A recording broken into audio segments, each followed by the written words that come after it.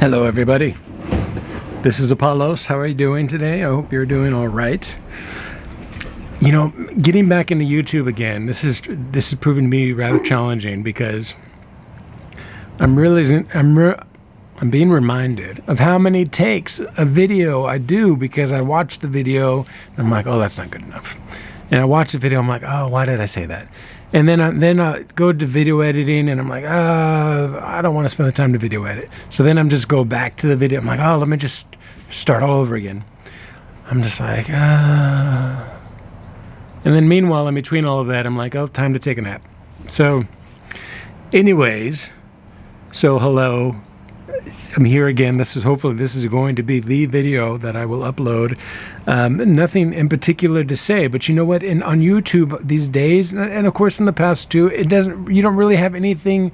It's not necessary for there to be anything in particular to say. I'm realizing this because we want to feel connected. We want to relate to somebody. We like stories. I love stories. And that's one of the things, as some of you know, I became an Orthodox Christian several years ago.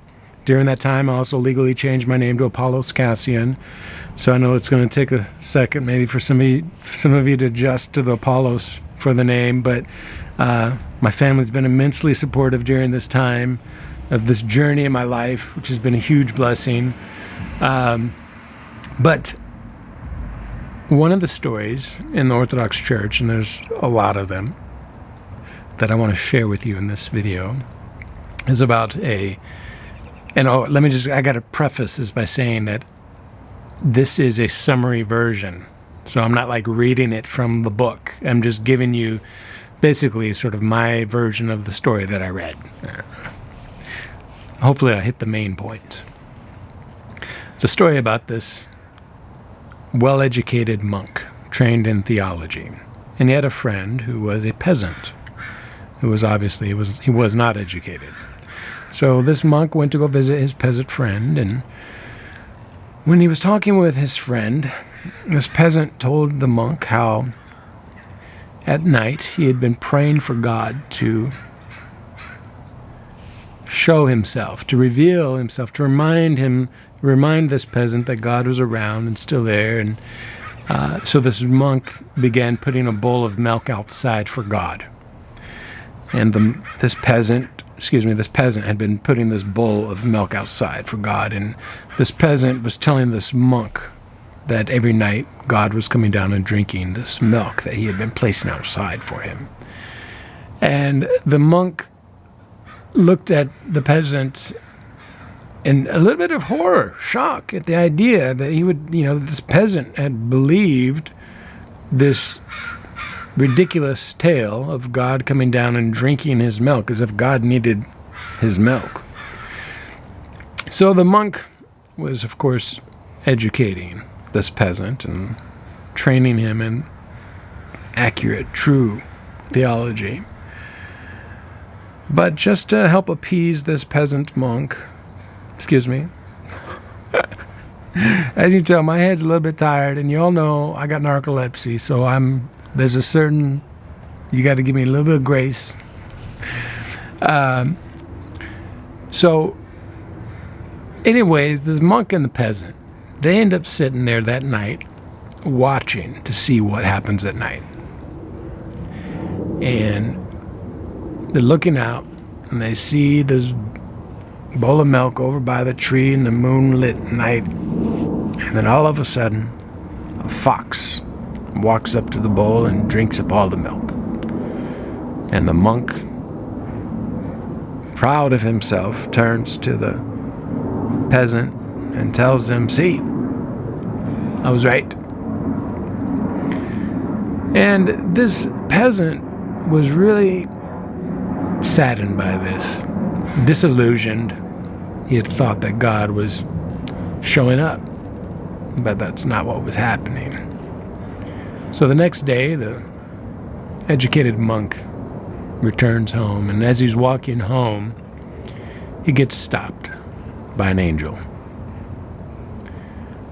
And at first the monk thought that perhaps this angel was there to congratulate him for a job well done, for educating that uneducated, poor peasant.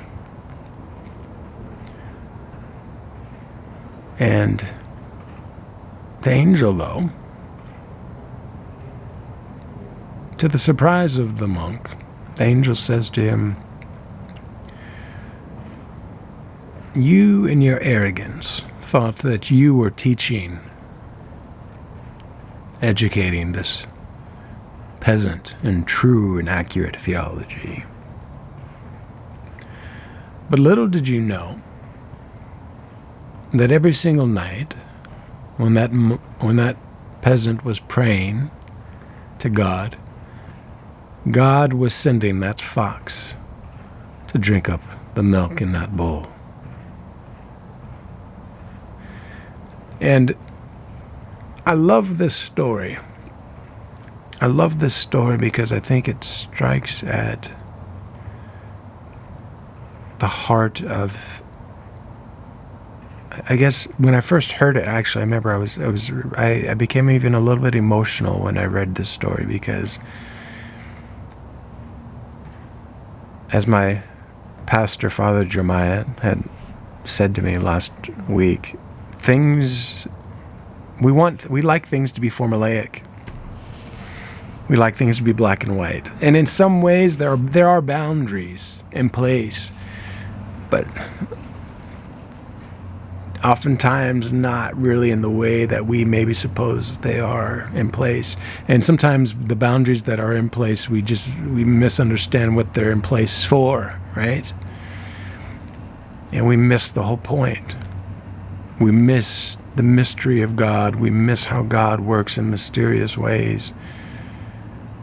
And instead, we end up speaking in arrogance and pride, when in reality, we should have humility. We need to learn to be grateful for small things, beautiful things, for beautiful moments in other people's lives. To be able to stop and listen and to hear their story and to hear how God may be revealing himself to them in small ways and in seemingly insignificant ways, but nonetheless, it's a sort of revelation. And I would say a lot of times that revelation of God is we are that reflection of Christ to others, all of us, religious or not. I've had friends that are not religious, that are atheist. That's their title. And they have reflected to me the presence of Christ. They have reflected hope and love and peace and joy, and in doing so, they've reflected these divine truths. So, humility. There you go. That's the video. Let's try to have some humility. It's in today's time, it's not easy. It is definitely not easy, but let's learn to have a little humility. It's okay to not always know. It's okay to say I don't know. It's okay to say I'm sorry. And find something. What are you grateful for today? Post that in the comments. I'm going to try in every video. Just what are you grateful for? Today, as I was shooting the video, some of the trees are blossoming. I'm grateful for that. I'm grateful to see the beauty of creation, and so I'm thankful for that. All right, y'all take care. Peace be with you.